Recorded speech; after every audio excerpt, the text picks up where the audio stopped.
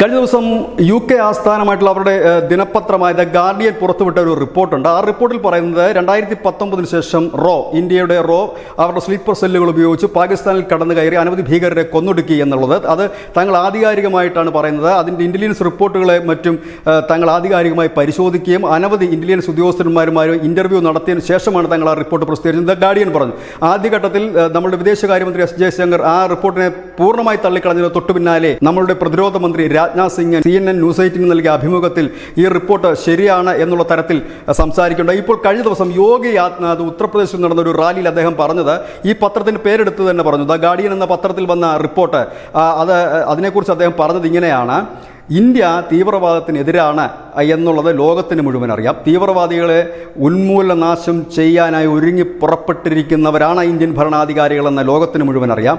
അതൊരു പുതിയ സംഭവമേ അല്ല എന്ന് ഇവിടെയാണ് കഴിഞ്ഞ ദിവസം രാജ്നാഥ് സിംഗ് പറഞ്ഞതും ഇപ്പോൾ യോഗി ആദിത്യനാഥ് ശരിവെക്കുന്നതുമായ കാര്യം.